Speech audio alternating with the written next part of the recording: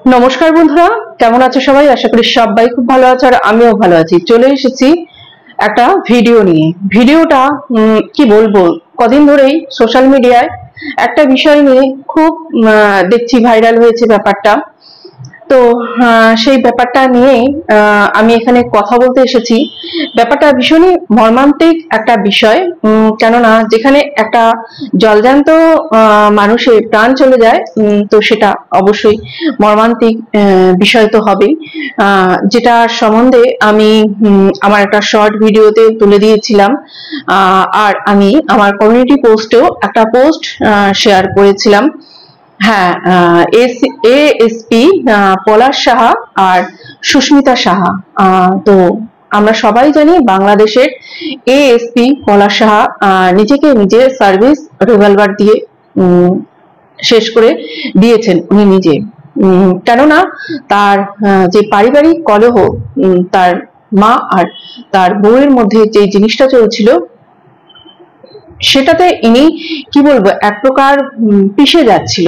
তো সেটাই সহ্য করতে না পেরে তিনি তার প্রাণ নেওয়াটাই মনে করেছে যে এর হাত থেকে আমি বাঁচতে পারবো, নিজের প্রাণটা নিজে শেষ করে দিলেই আমি এর হাত থেকে বাঁচতে পারবো। যদিও এই জিনিসটাকে আমি একদমই সমর্থন করি না, যে কোনো এমন একটা ব্যাপার যে ব্যাপারটাকে সে কিছুতে কি বলবো তার সম্মুখীন হতে পারলো না, সেখানে উচিত জায়গায় উচিত কথাটা বলতে পারলো না। সেইটা না করে উনি নিজের জীবনটা নিজে নিয়ে নিজে কি করলেন যে না, আমি এইভাবেই নিজেকে নিজে মুক্তি দেব। কিন্তু এটা কোনো একটা পথ না, নিজেকে নিজে মুক্তি দেওয়ার এটা কোনো একটা পথ না। তাকে ভাবতে হতো যে যদি উনি আর নেই, তবু এই কথাগুলো আমি বলতে বাধ্য হচ্ছি যে এই এএসপি মহাশয়কে ভাবতে হতো যে যেই একটি কম বয়সী মেয়ে, প্রায় 15 বছরের ছোট মেয়েটিকে বিয়ে করে সে নিয়ে এসছে, তার দায় দায়িত্ব এবং তাকে সামলে রাখার দায়িত্ব তার ছিল। তো তার কথা না ভেবে উনি এইভাবে নিজের জীবনটা দিয়ে চলে গেল, দিয়ে একদম চলে গেল। তার মাকে তো দেখার জন্য তার দুই ভাই, তার দিদি এরা আছে, কিন্তু এই মেয়েটির কি হবে? আবার শুনছি মেয়েটি নাকি 2 মাসের প্রেগনেন্ট। তো চলো তার আগে আমি যে কমিউনিটি পোস্টে যে একটা লেখা শেয়ার করেছি, সেই লেখাটাও তোমাদের সামনে একটু পড়ি। এই লেখাটা ওনারই এক আত্মীয়া, মানে ওনার ভাগ্নি, সেই কিন্তু লেখাটা এক জায়গায় শেয়ার করেছিল, মানে তার ফেসবুক অ্যাকাউন্টে শেয়ার করেছিল, সেখান থেকে নেওয়া হয়েছে। তো সেটাই শেয়ার করি। চলো, যারা যারা আমার কমিউনিটি পোস্ট দেখোনি, আমার ভিডিওটা যদি তাদের সামনে পড়ে বুঝতে পারবে। তারপরে এই ভিডিও বিস্তারিত যে আলোচনা সেখানে আসছি। পলাশ সাহা আমার মামা হন, কোনো দূর সম্পর্কের নয়, আমার মায়ের আপন মামাতো ভাই। সোশ্যাল মিডিয়ায় ভাইরাল হয়েছে এই পোস্টটি। এর পোস্টের আইডির নাম হচ্ছে প্রিয়তা পূজা সাহা নামে এই আইডি, এখান থেকে কপি করে নেওয়া হয়েছে এটি। লেখেন, আজকে ওনার মৃত্যুর জন্য ওনার পরিবারের মানুষই সবচাইতে দোষী। আচ্ছা, আপনারই তো লেখেন শাশুড়ি খারাপ, তার জন্য জীবন অতিষ্ঠ হয়ে যায়, ব্যাপারটা সেই রকমই। 2 বছর আগে বিয়ে হয়েছিল, মানলাম বউটি খারাপ, কিন্তু তারে নিয়ে যখন এত সমস্যা, তার মা কি পারতো না অন্য 2 ছেলের কাছে 5টা মাস থাকতে? বাড়িতে বিশাল বিল্ডিং, কোনো অভাব নাই, 3 ছেলেই জীবনে প্রতিষ্ঠিত, টাকা পয়সার কমতি নাই। কিন্তু না, উনি সব শেষ হয়ে যাবে, তবুও ছেলেকে ছাড়বে না। সারাদিন পর ছেলে অফিস থেকে ফিরলে মা ছেলেকে ছাড়ে না। মার ব্যথার গল্প, ছোটবেলার গল্প, মন খারাপের গল্প শেষই হয় না। এদিকে বউ, তার বউয়ের সাথে ঘরে যেতে 1টা বাজে, মানে মায়ের এইসব শুনে ঠুনে তারপরে খাওয়া দাওয়া করে বউয়ের সঙ্গে যখন ঘরে যায়, তার তখন 1টা বেজে যায়। তার বউ তো এক্সপেক্ট করে স্বামীর সঙ্গে কথা বলবে, যখনই ঘুরতে যাবে সব জায়গায় তার মাকে জোর করে নিয়ে যাওয়া লাগবে। অন্য ছেলেদের কাছে এসবগুলো পাত্তা পেত না, সেজন্যই সে সব সময় ছোট ছেলের কাছেই থাকতো। অন্য ছেলেও তাদের বউদের সাথেও তার সম্পর্ক ভালো ছিল না। অন্য ছেলে মায়ের অন্যায় আবদার বিরুদ্ধে কথা বললেও পলাশ মামা মা বলতে অন্ধ ছিল। অনেক সংসারের কথাই আছে, তা না হয় থাক আজকে। মানে এর ছাড়াও আরো অনেক এদের সংসারের কথা আছে, সেইগুলো আর বললেন না যিনি লিখেছেন। আজকে তার ভাইয়েরা ইন্টারভিউ দিচ্ছে যে শাশুড়িরা তো এমনই হয়, তাদের সাথে মানিয়ে চলতে হয়। তাহলে নিজেদের বউকে কি একথা বলেনি যে শাশুড়িরা এমন হয়? ভালো সাজতে এসেছে, আজকে তাদের কাছে মাকে রাখবে কিনা এটাতেই সন্দেহ। মহিলা এতটাই ভয়ঙ্কর, এইসব কিছু শিকার হয়ে ছেলে আত্মহত্যা করে, না হলে বউটা আত্মহত্যা করে, আর না হয় স্বামী স্ত্রীর ডিভোর্স হয়ে যায়, মাঝখান দিয়ে সাফার করে বাচ্চাগুলো। জিতে যায় মায়েরা। বউ মরলে বউ পাওয়া যায়, কিন্তু মা মরলে তো আর মা পাওয়া যায় না, এই ডায়লগটা আছে। তো আরেকটা উনি এখানে উদাহরণ দিয়েছে, বাংলাদেশি অভিনেত্রী দিঘির একটা নাটক আছে শেষ চিঠি, সেম কাহিনী। মায়ের জন্য ছেলেটা শেষ পর্যন্ত বউকে, মানে প্রেগনেন্ট অবস্থায় বউকে নিয়ে সে এইরকম কিছু একটা স্টেপ নিয়েছিল। তো এই যে শেষ চিঠি যে নাটকটা, এই নাটকটা আমি কালকে দেখছিলাম। সত্যি একদম এই পলাশ সাহা আর এই যে শেষ চিঠির ঘটনাটা, একদম জানি না যিনি শেষ চিঠি গল্পটা লিখেছিলেন তারপরে নাটকের আকারে সবার সামনে নিয়ে আসা হয়েছে, কি করে আগে থেকে এই ভবিষ্যৎটা দেখতে পেয়েছিল, একদম সেম ঘটনাই ওখানে আছে। তো এইখানে অনেকে বলছে যে বউটার, অনেকেই দোষ দিচ্ছে যে বউটা যা বলছে মিথ্যে কথা। তবে একজন যদি বলতো মানতাম যে বউটা যা বলছে মিথ্যে কথা, শাশুড়ির কথাই সত্যি, কিন্তু এখানে ভুরি ভুরি প্রমাণ সোশ্যাল মিডিয়ায় কিন্তু ছড়িয়ে আছে। যেমন এইটা বললাম, এটা কিন্তু সবাই বলেছে এটা ওনারই, আর যিনি লিখেছেন তিনিও বলেছেন যে ও যে লিখেছে তার মায়ের মামাতো ভাই হচ্ছে পলাশ সাহা, তার মানে তাদের বাড়িরই লোক। এখানে আরেকটাও আমার কাছে লেখা এসেছে, আমি পারলে দিয়ে দেবো, দেখানো যাচ্ছে মানে যাচ্ছে না ওখানে, ঠিক আছে আমি পড়ছি, আমি দরকার হয় থাম্বনেলে বা কোথাও একটা দিয়ে দেবো। ইনি লিখেছেন, রিনি ব্যানার্জি বলে একজন লিখেছে, উনি আমার পাশের বাসায় ছিলেন, উনি আমার পাশের বাসায় ভাড়া ছিল কিছু মাস। শাশুড়ি অনেক বদনাম করতো, মেয়েটার অল্প বয়সী, পড়াশোনাও শেষ করেনি, বিয়ে দিয়ে দিয়েছে, মেয়েটার সাথে অনেক কিছু করে, কোথাও তারা একা যেত না, মাকে সবসময় নিয়ে যেত। নতুন বিবাহিত কাপল এর রুমে কোন মা উকি দেয়? উনি দেয়। এটা ওনার বড় ছেলেকে ফোন করে বলেছিল। ছেলেটা ব্যালেন্স করতে পারতো না, ছেলেটা বউকেও ভালোবাসে, মাকেও। লিফটের সামনে বাসার দরজা খুলেই দুজনে রোমান্টিক আলাপ শুরু হয়ে যেত, মা না শুনে, মানে যাতে মা না শুনে। ভাবো তোমরা কি ধরনের অসভ্য বুড়ি ওই মাটা। তার মানে মায়ের আড়ালে কথা বলা লাগে তাদের। আমি ছাড়া আরো এক পরিবার তাদের এগুলো জানতো, কারণ ওদের বারান্দা আর পুলিশের বারান্দার সামনাসামনি। কিন্তু মাটা সারাক্ষণ জ্বালাতো বউকে, একটুও বাইরে যেতে দিত না, সারাক্ষণ ছেলের সাথে সাথে। নতুন কাপল একটু স্পেস দেয় না, খুব খারাপ মানুষ। বউটা হাসি খুশি থাকতো। একবার ছাদে গিয়ে উনাকে উনার বড় ছেলের সাথে কথা বলতে শুনেছি, উনি বউয়ের বদনাম করেই যাচ্ছে, বউ জামাই শুয়ে থাকে, আরো অনেক কিছু। চিন্তা করো, উনি ওনার বড় ছেলের কাছে বলছে বউ জামাই শুয়ে থাকে, সেই বদনাম বড় ছেলের কাছে ফোনে ফোনে করছে। মহিলাটার প্রবলেম আছে, অনেক কথা শোনায়। আমার ছাদের পুজোর ফুল চুরি করতো সকালবেলা, এত মানা করতাম শুনতো না, প্রতিদিন চুরি করতো। পরে ছেলের কাছে বললাম, সেও মানে একটা গালাগাল দিয়েছে, ড্যাশ ড্যাশ টাইপের, মানে যেই ছেলেটা নিজেকে নিজে শেষ করেছে সে। সত্যি ওইরকম টাইপের ছেলে হলে এইরকমই হবে। তার 1 মাস পর রাজারবাগ চলে গেছিল, ঢাকায় নতুন পোস্টিং এ, প্রথম ভাড়া নিয়েছিল।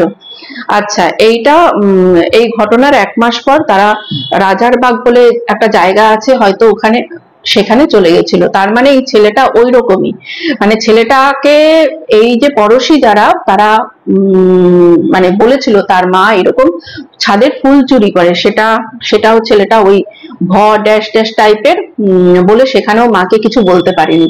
মানে আমার কথা, মা যদি এতই মা ভক্ত কেউ হও আর মাও যদি ছেলেকে না ছাড়তে পারো আঁচলের তলা থেকে, তাহলে আমি বাবা বলবো সেই মারা তোমাদের ছেলেদের বিয়ে দিও না, কোনো দরকার নেই তোমাদের ছেলেদের বিয়ে দিয়ে। সারা জীবন তোমরা তোমাদের ওই আঁচলের তলাতে রাখো, তারপরে তোমরা যখন পটল তুলবে তখন সেই তোমার বুড়া ছেলেকে, বুড়া বেটা ছেলেকে যদি বিয়ে কেউ করে তো করবে, আর নাহলে তোমরা তোমার ছেলের টাকা পয়সা খাও আর তোমরা তোমার ছেলেদেরকে আঁচলের তলায় করে রাখো। একটা মেয়েকে মানে বিয়ে দিয়ে তার জীবনটা নষ্ট করার কোনো অধিকারই তোমাদেরকে নেই, তোমাদের নেই। আজকে ইনি একটা পুলিশের ওইরকম একটা র্যাঙ্কে চাকরি করে, আমি এনাকে বলতেই বাধ্য হচ্ছি, উনি নেই তবুও জানি না আমার বলতে হচ্ছে কথাগুলো। একটা সমবেদনা, একটা দুঃখ প্রকাশ আছে তার সঙ্গে এই কথাগুলো আমার বলতে হচ্ছে। একটা পুলিশের অত বড় উচ্চ র্যাঙ্কে চাকরি করে, তার তো এইগুলো কোনো ব্যাপারই হবে না না সামলানো। সে দুদিকটাই ম্যানেজ করা আমার মনে হয় তার পক্ষে একটু চেষ্টা করলে, সে যদি চেষ্টা করতো মুখের ওপরে সে তখনই বলতে পারতো, তখনই প্রোটেস্ট করতে পারতো। যদি বউকে বলার হতো বউকে বলতো, যদি মাকে বলার হতো মাকে বলতো, কিন্তু না, এখানে সে সেই সমস্ত কিছুই করেনি। মা যখন বউয়ের উপরে এইরকম মেন্টাল টর্চার গুলো করছে তখন সে চুপ করে কি করেছিল, তখন সে প্রতিবাদটা কেন করেনি? আজকে মেয়েটির বাবার কথাও শুনছি যে মেয়েটির বাবা মেয়েটাকে বিয়ে দিতে চায়নি ওই টাইমে, সে সবে মামা বাড়িতেই থাকতো। মেয়েটি মামা বাড়িতে 18 বছর পর্যন্ত থেকেছে, ওখানে এসএসসি পর্যন্ত পড়েছে। এসএসসি মানে হচ্ছে যে হায়ার সেকেন্ডারি পরীক্ষা বোধহয় ওখানে দিয়েছে, দিয়ে তারপরে বাড়িতে এসেছে। এইবার তার সম্বন্ধে এসেছে, বাবা তখন রাজি ছিল না, কেননা ওরা আর্থিক দিক থেকে অনেকটাই ওদের থেকে উঁচুতে, তো মেয়ের বাবা সেই কারণে রাজি ছিল না। কিন্তু ছেলেটা একরকমের খুব জোর জবরদস্তি করেই মানে এই মেয়েটিকে বিয়ে করে, যে না আমি এই মেয়ে ছাড়া আমি আর কাউকে বিয়ে করব না। তখন ছেলেটির বাবা ভেবেছে ঠিক আছে এত ভালো যখন চাকরি করে তাহলে মেয়েটিকে দিই। মেয়েটির বাবা রাজি ছিল না। এক হচ্ছে বললাম যে ওদের থেকে ওরা অনেকটাই আর্থিক দিক থেকে উঁচুতে, আর হচ্ছে বয়সটা ছেলেটার অনেকটাই বেশি, 15 বছর, প্রায় 15 বছরের বড় ছেলেটি। তো বিয়ে হলো, বিয়ে হওয়ার পরে 26 দিন মেয়েটা আর ছেলেটা একটা জায়গায় একসঙ্গে ছিল।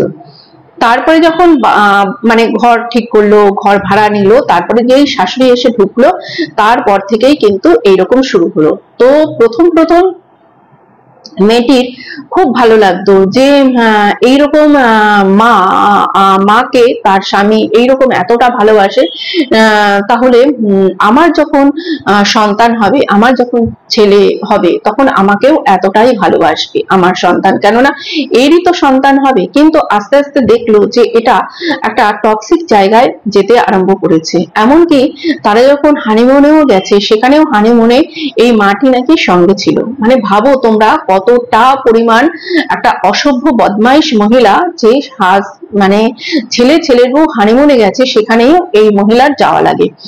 তো গেছে, মানে সমস্ত জায়গায় যাওয়া লাগবে, সমস্ত জায়গায়। কি অভদ্র মহিলা আমার কথা। তাহলে এখন যে ওনার ছেলে ছেড়ে এই পৃথিবী ছেড়ে চলে গেছে, উনি তো ওনার ছেলের সঙ্গে সব জায়গায় যেত, তাহলে এখন উনি যাচ্ছে না কেন? এখন উনি ওনার ছেলের সঙ্গে তো যায়নি, উনি এখনো বসে বসে কি করছে না, একটা মানে 3 দিনও কাটেনি, আমি ওনার ভিডিও গুলো দেখছিলাম, ওনার কথাবার্তা গুলো শুনছিলাম, যে একটা লাল পাড়, ভেতরে কালো লাল পাড়, এদিকে উনি কিন্তু ওনার হাজবেন্ড নেই, সেই শাড়ি পরে দুটো হাতে দুটো মোটা মোটা সারদাবালা, কানে চেন দেওয়া, কানের পাশা পরে উনি ওনার বৌমার বদনাম করে যাচ্ছে। কে করে ভাই এগুলো, কে করে? কিন্তু এই মহিলা করে, এই মহিলা করে। এই মহিলাকে দেখলেই বোঝা যায়, তার মুখের বাচনভঙ্গি এ সমস্ত দেখলেই বোঝা যায় উনি কতটা মানে কুটিল টাইপের একটা মহিলা ছিল, সেটা পুরো স্পষ্ট প্রকাশ পেয়েছে। তো এই দুদিক সামলাতে যেই স্বামী পারবে না, সেই স্বামী কিন্তু অবস্থা খুব খারাপ হয়ে যাবে। হয় ডিভোর্স হবে, নয় হচ্ছে বউটা কিছু করবে, নয় হচ্ছে এই যে ছেলেটা করেছে সে ছেলেটা কিছু করবে। আমি ভাবি এই মাগুলো কি লাভ পায়, এই সমস্ত গুলো করে কি লাভ পায়? যদি তার ছেলেকে সে সত্যিই ভালোবাসে তাহলে তো তার উচিত যে তার ছেলে কি করলে ভালো থাকবে। তার ছেলে ভালো থাকবে, সে যাকে পছন্দ করে বিয়ে করেছে সেই মেয়েটিকে ভালো রাখলেই তার ছেলে ভালো থাকবে। কিন্তু না, এখানে তো সেটা না, সেটা মানে আমি আমার ছেলেকে ছাড়বো না। আমার ছেলে ছোটবেলাও যেরকম ছিল আমার ছেলে এখনো সেই রকম। তো এইগুলো বেশি খুব কিন্তু দেখা যায়, যারা যেই মারা মানে ধরো তাদের স্বামী অনেক আগে মারা গেছে, তারা তার ছেলেকে খুব কষ্ট করে বড় করেছে, বড় করে একটা জায়গায় প্রতিষ্ঠিত করেছে, সেই মাদের ক্ষেত্রে কিন্তু এটা ভীষণ ভাবে দেখা যায়, ভীষণ ভাবে দেখা যায়। আমি এরকম দেখেছি। সেই কথা এখানে আর নাই বা বললাম, কেননা যাকে দেখেছি সেও আর আজকাল আর মানে পৃথিবীতে নেই, তো কি আর বলবো, কোনো যাই হোক। তো এরকম প্রচুর দেখা যায়, সংসারে প্রচুর দেখা যায়। আজকে এখানে এটা সবার সামনে ধরা পড়েছে, সবাই দেখতে পাচ্ছে, বুঝতে পারছে, কিন্তু এমন অনেক আছে যেগুলো কিন্তু ধামা চাপা পড়ে থেকে যায়, সেগুলো অনেকের সামনেই আসে না। যারা বুদ্ধিমতী শাশুড়ি তারা কিন্তু ছেলের বউয়ের মাঝখানে কখনোই আসবে না। তারা চাইবে ছেলেকে বড় করে দিয়েছি, ছেলে একটা জায়গায় পৌঁছে গেছে, ছেলের বিয়ে হয়েছে, তারা তাদের মতন সংসার ধর্ম করবে। আমার যেটুকুনি সংসারে কাজ, তাদেরকে কি বলবো, যে একটা অ্যাডভাইস দেওয়া, একটা বট গাছের মতন, বা পরবর্তীকালে নাতিপুতি হলে নাতিপুতিকে নিয়ে থাকা, সেই জায়গাটায় আমি সেই রকম ভাবে থাকবো। তাদের পার্সোনাল যে জায়গা, সেই জায়গাতে আমি কখনো হস্তক্ষেপ করতে পারি না। যদি বুদ্ধিমতী শাশুড়িরা হয় তবে সে সেই রকমই করবে। এখানে বলছে মানে তার ছেলে চলে গেছে, তারপরেও সে বলছে ওই মেয়ে আমার ছেলের 5তলা বিল্ডিং এর কাজের যে মেয়ে, কাজের মেয়ের মতনও সে না, কাজের মেয়ে হওয়ারও তার যোগ্যতা নেই। একটা তার ছেলে নেই, তার ছেলেরই তো সে বিধবা, তো তাকে এইভাবে কথাগুলো এখনো বলে যাচ্ছে। তার মানে সে আগে কি না বলেছে, কি না বলেছে, যে তার কোনো যোগ্যতাই নেই, তার ছেলের বউ হওয়ার তার কোনো যোগ্যতাই ছিল না, এমনকি তার ছেলের ঘরের কাজের মেয়ে হওয়ারও যোগ্যতা ছিল না। তাহলে তোমরা ভাবো এই মহিলা কতটা বিষ ভেতরে, কতটা বিষ। আর এখন ভাবি আগের দিনে যে ছিল না বানপ্রস্থে যাওয়া, সংসার ধর্ম সব শেষ, ছেলে মেয়ে বড় হয়ে গেছে, ছেলে মেয়ে নিজেদের জায়গায় একদম সেটেল হয়ে গেছে, তারপরে বাবা মারা মিলে কি করলো, বানপ্রস্থে যাওয়া। সেইটা কিন্তু একদম মানে আমি এখন মনে করি যে একদম ঠিক ছিল। এইরকম টক্সিক বাবা মা যদি সংসারে থাকে, যেরকম যেই টক্সিক সংসারে টক্সিক মানে আবহাওয়ার জন্য সংসারের যে তার ছেলে মৃত্যু পর্যন্ত হতে পারে, তাহলে আমি মনে করবো সেই বাবা মাদের সংসারে থাকার কোনো দরকার নেই। যদি তারা সবাইকে ভালোবাসা না দিতে পারে, পজিটিভিটি না দিতে পারে, আগলে যদি না রাখতে পারে, সে তো মানে সংসারের সব থেকে বড়, তার তো উচিত ছিল সবাইকে আগলে রাখার। না, সেখানে সে আগলে না রেখে সে তার জেদ, সে তার মানে কি বলবো, মানে ভাষা খুঁজে পাচ্ছি না, সেইগুলো সে সংসারে 2 বছর ধরে ঢেলে গেছে। এদিকে বিয়ের সময় বলেছিল যে আমার ছেলের সঙ্গে তুমি কোয়ার্টারে যাবে, আমার ছেলেকে তুমি আগলে রাখবে, মানে বৌমাকে বলেছিল, সুস্মিতাকে বলেছিল। এদিকে দেখা গেল যে 26 দিনও গেল না, সে তার ছেলের সংসারে এসে হাজির হলো, এবং সেখানে সমস্ত কিছু মানে তারই ছড়ি ঘোরানো, বলতে গেলে ছড়ি ঘোরানো তারই সেই শুরু করতে আরম্ভ করলো। ছেলে আসবে, দরজা খুলবে, মা ঘর থেকে বেরোচ্ছে দৌড়ে, এদিকে বউটিও, বাচ্চা মেয়ে বউটি সারাদিন বসে থাকে স্বামীর জন্য, স্বামী কখন আসবে, তার সঙ্গে একটু খুনসুটি, তার সঙ্গে একটু ভালোবাসা, এইগুলো হবে না।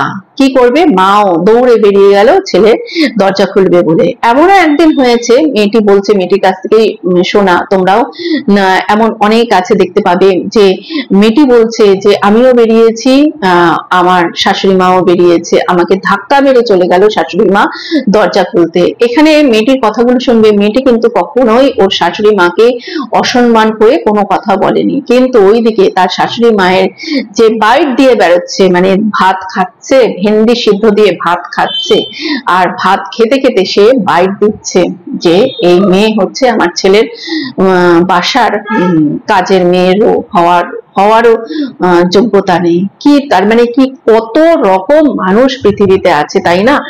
কত রকম মানুষ পৃথিবীতে আছে। আজকে এটা আমাদের চোখের সামনে এত বাজেভাবে এসেছে বলে আমরা এতটা বুঝতে পারছি যে এই মহিলা কতটা টক্সিক একটা মহিলা, এতটাই টক্সিক। আমরা যে আগে একটা আমি পড়ে শোনালাম তোমাদের কাছে, তোমরা শুনতে পেয়েছো, সেখানে মানে এই ছেলেটির ভাগ্নি লিখেছে এ তার আরো দুই যে ছেলে আছে তাদের কাছে গিয়েও এ কিন্তু জায়গা পায় না, সেখানে গিয়েও এ সেম কাজটি করতে যায়, কিন্তু সেখানে তার যে বউরা আছে তাদের সঙ্গে এতটা সে করে উঠতে পারে না। কিন্তু এই মেয়েটি একটু বাচ্চা মেয়ে আর নতুন বিয়ে হয়েছে, তার জন্য এর সঙ্গে তো ছড়ি ঘোরানো খুবই সহজ, খুবই সহজ। মেয়েটি তার হাজবেন্ডকে বলছে চলো আমরা একটু বাইরে যাই, একটু রাস্তায় হেঁটে আসি, একটু চা খেয়ে আসি, সময় কাটিয়ে আসি দুজনে, সারাদিন তো তুমিও আমার কাছে আসতে পারো না, তুমি সময় পাও না, তারপরে যখন আসো তখন তো এইরকম।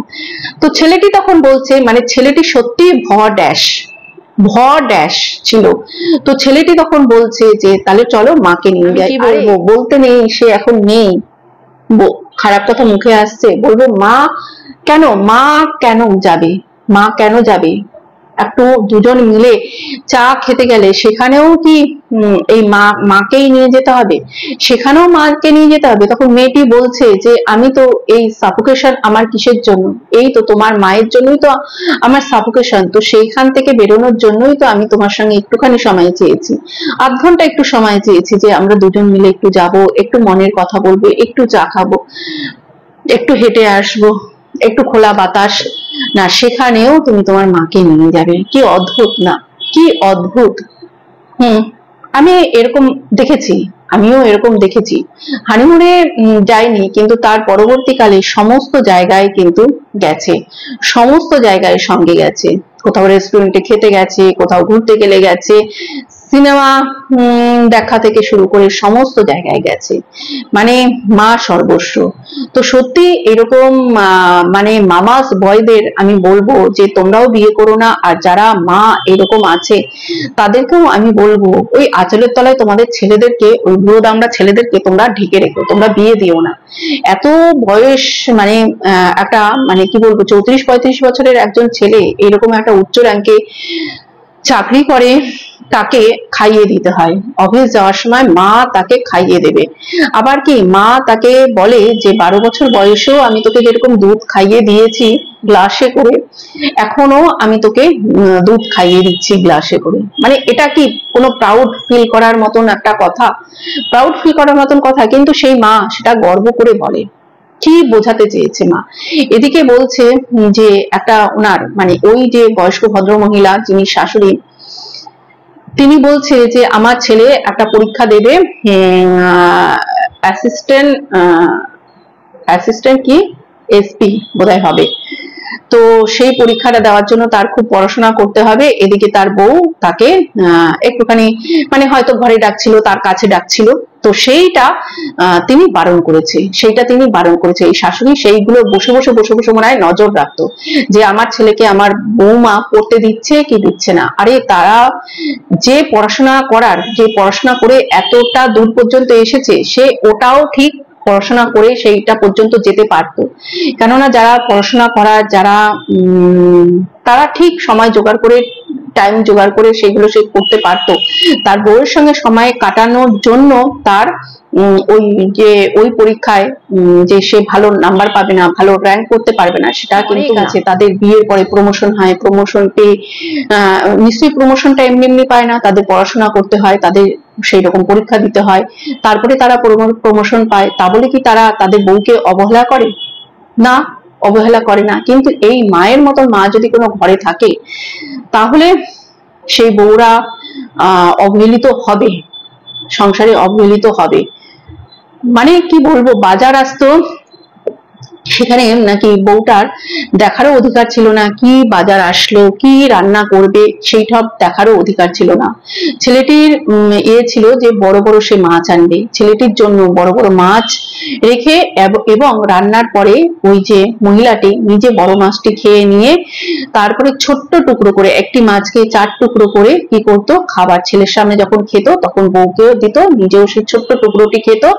আর স্বামী যখন বলতো যে এই ছোট টুকরো কেন, মাছের ছোট টুকরো কেন, তখন শাশুড়িটি বলতো তোর বউ ছোট ছোট টুকরো করেছে। অথচ সেই মাছ তার সেই কাজের মেয়েদেরকে বলতো ছোট ছোট টুকরো করে রাখবে, কিছু পিস বড় বড়ই পিস রেখে দিত তার ছেলেকে খাওয়ানোর জন্য আর নিজে খাওয়ার জন্য, আর বউকে দিত ছোট টুকরো।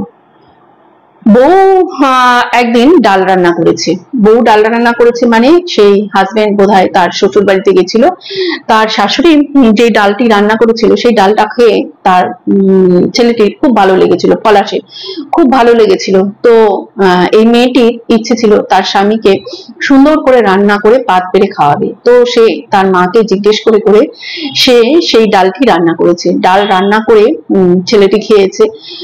খাওয়ার পরে ছেলেটি বলেছে খুব ভালো হয়েছে ডাল। খাবার টেবিলে বসে মা তখন বলছে কেন, আমি কি তোকে রান্না করে ভালো রান্না করে খাওয়াই না, আমি কি ডাল ভালো রান্না করতে পারি না? ছেলেটির সামনে সেই ডালের বাটিটা নিয়ে ফেলে দিয়েছে, তবুও ছেলেটি তখনও প্রতিবাদ করেনি যে মা তুমি এটা কি করে করলে, কেন করলে তুমি এটা। এই নিয়ে মানে এই যে পরিণতিটা হয়েছে এইটা হচ্ছে তার মানে কি বলবো আহ এই এই যে ডালের বাটি ফেলাটা হচ্ছে সূত্রপাত। তার আগে তো যেগুলো বললাম সেগুলো ছিলই, কিন্তু সেই দিনকার যে সূত্রপাত এই ডালের বাটি ফেলা নিয়ে। তারপরেও এইরকম মাছ মাছ নিয়ে এরকম ঝামেলা। মেয়েটি ফেসবুকে দিয়েছিল সে হয়তো সুইসাইড করতে যাবে বা যাচ্ছে, এই ধরনের কিছু, সে সংসার করবে না বা এই ধরনের কিছু। তখন এই শাশুড়ির মানে জোরে মানে তুমি এই যে পোস্টটি দিয়েছো এই পোস্টটি তোমাকে ডিলিট করতে হবে। তো শাশুড়ির জোর জুলুমে সেই পোস্টটি মেয়েটি ডিলিট করে। তো মেয়েটি ঘর থেকে যখন বেরিয়ে যায়, সে মানে নিজেকে শেষ করে দেবে বলে বেরিয়ে যায়, তখন ছেলেটি এসে আটকায় যে না তুমি এটা করবে না। তখন তাদের যে সিনিয়র আছে সেই সিনিয়র তাদের বাড়িতে নিয়ে যায় এবং তার সিনিয়রের ওয়াইফ তাকে খুব করে বোঝায়, ছেলেটিকে বোঝায় যে তোমার মাকে বলো না 5টা মাস অন্তত তার ছেলের কাছে গিয়ে মানে অন্য ছেলেদের কাছে গিয়ে থাকুক, এখানে তুমি তোমার বউকে নিয়ে একটু থাকো, দুজন দুজনাকে একটু ভালো করে চেনো বোঝো। তখন ছেলেটি বলে যে না আমার মা কিছুতেই যাবে না, আমার মা আমার কথা শুনবেই না। তখন ছেলেটি মানে ওই যে তার বস তার ওয়াইফ বলে ঠিক আছে তাহলে সুস্মিতা আমাদের কাছেই থাক, কটা দিন আমাদের কাছে থাক, তুমি তোমার মাকে অন্তত একটু বোঝাও। কিন্তু সেই ছেলেটি মানে পলাশ সাহা উনি বলেছে না আমার মা কিছুতেই বুঝবে না। মেয়েটিকে মানে সুস্মিতাকে বলা হয়েছিল তোমাকে আমি ভরণ পোষণ সমস্ত কিছু দেবো, সমস্ত কিছু দেবো, তুমি আমাকে ছেড়ে দাও, আমাকে ডিভোর্স দিয়ে দাও, কেননা মা কিছুতেই মানছে না, মা কিছুতে তোমাকে সহ্য করতে পারছে না। এইরকমও কথা নাকি তাদের মধ্যে হয়েছিল। কি বলবে বলো, কি বলবে। এখানে একটা ছেলে দেখা যাচ্ছে দুটো নারীর দ্বারা অত্যাচারিতা, আবার একটা ছেলেকে এরকমও দেখা যাচ্ছে যে সে কিন্তু একটা জোর গলায় যদি বলতো যে এইগুলো ঠিক হচ্ছে না, আমার বউয়ের বিরুদ্ধে যেগুলো হচ্ছে আমি এইগুলো মেনে নেব না, কেননা এই মেয়েটিকে আমি বিয়ে করে নিয়ে এসেছি, আমার ভরসায় কিন্তু সে নিজের বাবা মা সবকিছু ছেড়ে আমার কাছে চলে এসেছে, তাহলে তার সঙ্গে আজকে যেগুলো করা হচ্ছে সেইগুলো আমি মেনে নেব না। এটা তো একটা ছেলে হিসেবে তার বলা দরকার ছিল, কিন্তু এই ছেলেটি সেইটাও বলতে পারেনি। তো সে মনে করেছে যে তাহলে আমার দুনিয়া ছেড়ে চলে যাওয়াই ঠিক। তো সে কি করলো, নিজেকে নিজে শেষ করে দিল। নিজেকে নিজে শেষ করে হলোটা কি সেখানে সে লিখে দিয়ে গেল যে স্বর্ণ পাবে আমার বউ, আর মাকে যেন আমার আর 2 ভাই আছে তারা দেখাশোনা করে। তা এইটা তো আগে করলেই হতো, মাকে স্পষ্ট বলে দিলেই তো হতো মা আমি তোমার সমস্ত খরচ দিচ্ছি, তুমি একটু ভাইদের কাছে গিয়ে থাকো, আমরা তো যাবই বা তুমিও আসো মাঝে মধ্যে থাকো। এইটা তো একটু যদি মাকে বুঝিয়ে বলতো তাহলেই তো হতো, কিন্তু না, না, এখানে টানাটানি টানাটানি দড়ি টানাটানির মতন টানাটানি চলছিল।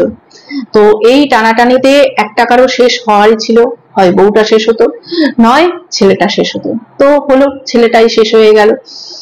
জানি না এইরকম মা পৃথিবীতে আরো আছে ঘরে ঘরে, তারা কি নিজেরা শুধরে যাবে, নাকি এইভাবে তাদের সঙ্গে এইরকম ঘটনা ঘটবে? কেননা তারাও তো মেন্টালি সিক, তাদের তো অসুস্থতাটা, মানসিক অসুস্থতা কতটা সেটা বোঝাই যাচ্ছে।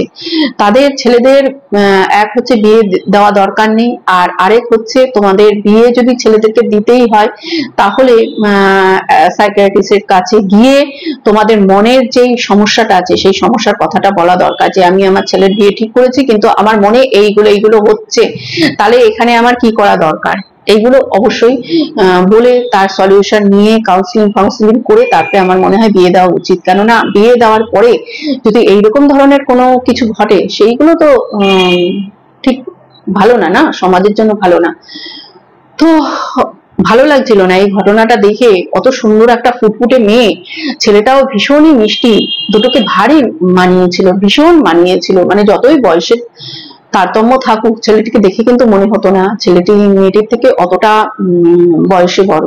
আর 35 বছর এমন কি বয়স, মেয়েরাই আজকাল 35 বছরে বিয়ে করে, আর একটি ছেলের পক্ষে 34-35 বছর এমন কিছুই বয়স না। তো সত্যি খুব খারাপ লাগছে, খুব খারাপ লাগছে। মেয়েটি কি মিষ্টি, ওর বিয়ের ভিডিওগুলো যখন দেখছি না, অত হাসি খুশি। ওই যে ওরা যে ওদের বাসি বিয়ে হচ্ছে, আমাদের তো এখন বাসি বিয়েটা সকালের জন্য রাখে না, রাত্রিবেলায় বাসি বিয়েটা করে দেওয়া হয়, কিন্তু ওদের কিন্তু এখনো সেই সকালবেলার জন্যই বাসি বিয়ে রেখে দেওয়া হয়। ভিডিওটা পুরো দেখছিলাম, বাসি বিয়ে হলো, সেখানে কি সুন্দর, এই যে যখন নাকি ঘি দিচ্ছিল তখন একটু মজা টজা বোধহয় করছিল।